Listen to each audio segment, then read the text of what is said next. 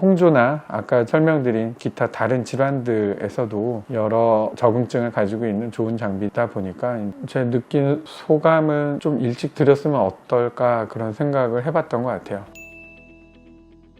색소질환 이외에도 화염상 모반이라고 하는 선천성으로 혈관이 기형을 일으킨 건데, 혈관벽이 온전한 형태로 갖고 있는 게 아니라 여러 겹의 막 중에 하나가 좀 결손이 온다든가 그런 식의 선천적인 기형을 갖고 있는 건데요. 그렇게 될 경우에 혈관이 어떻게 되냐면 이렇게 꼬불꼬불 되면서 굵기도 굵어졌다 가늘어졌다 하는 그런 기형을 확인할 수 있는데, 이런 혈관의 기형은 혈액이 아주 느리게 통과를 한다거나 혈관을 지나는 시간이 굉장히 지체가 되거든요. 결국 뭐냐면 혈액이 상당히 오랫동안 차 있는 상태가 되기 때문에 마치 우리 눈에서 볼 땐 아주 빨간 점이나 그런 것처럼 보이게 돼요. 그래서 이런 혈관종을 없애는데 아주 대표적인 장비가 VB 퍼펙트입니다. 다른 분들 얘기 많이 들어보셔서 아시겠지만 무슨 파장대 어쩌고저쩌고 얘기가 많은데, 사실 그게 중요한 건 아니에요. 결국 혈관 안에 있는 혈색소에 효과적으로 잘 먹는 파장인 거는 맞는 거고, 이걸 어느 정도로 세팅을 해서 피부 타입에 맞춰서 얼만큼 적절한 에너지를 썼느냐가 중요하거든요. 사실 이분은 그 전에 혈관 레이저로 시술을 받았던 적이 있어요. 근데 보시다시피 잘 제거가 안 되고 반복이 되고 있어서 이것만 갖고 잘 되질 않으니까 여러 또 다른 레이저를 가지고도 하거든요.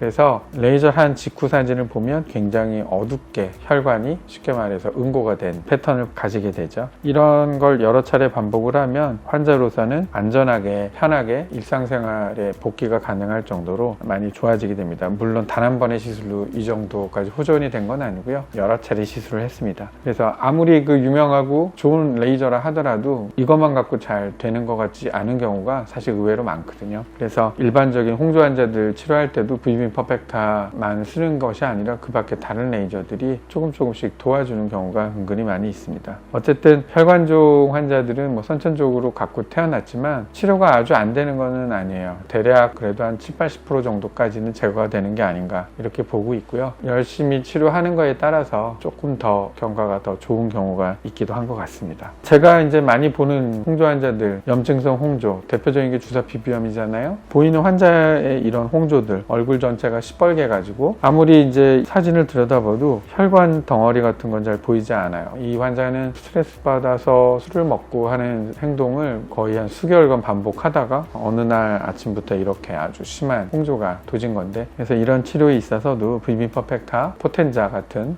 여러 장비들을 잘 활용을 해서 치료를 잘 해오고 있습니다. 결론적으로 제가 이 VB 퍼펙타를 들여와서 다른 장비들과 같이 퓨전해서 쓰고 있는데, 제 느낀 소감은 좀 일찍 들였으면 어떨까 그런 생각을 해봤던 것 같아요. 그 전에 썼던 더마V 같은 장비도 좋은 장비였는데, 아시아인들 같은 경우엔 532나노미터 파장이 좀 약간 색소 침착을 좀 많이 만드는 편이거든요. 그래서 그런 거에서도 조금 더 자유로운 장점이 있고, 단점을 꼽자면 기기 값이 너무 비싸요. 그리고 유지 비용도 꽤 드는 편이고, 그거 이외에는 뭐 상당히 좀 좋은 점이 많다 이렇게 볼 수가 있습니다. 어쨌든 홍조나 아까 설명드린 기타 다른 질환들에서도 여러 적응증을 가지고 있는 좋은 장비다 보니까 점점 이 장비에 대한 애착이 커지고 있다 이렇게 설명을 드릴 수 있겠습니다. 아무리 뭐 연장이 좋아도 연장을 가지고 어떤 작품을 잘 빚어내는 게 훌륭한 장인 혹은 훌륭한 예술가의 덕목인 것처럼 의사도 마찬가지인 것 같아요. 이걸 얼마큼 잘 활용을 해서 이 장비가 갖고 있는 포텐셜만큼 좋은 결과를 내보낼 수 있게끔 더 많이 공부하고 더 많이 경험하는 게 이 장비를 사용하는 의사로서의 올바른 덕목이 아닐까 그런 생각을 해봅니다. 네, 이상입니다.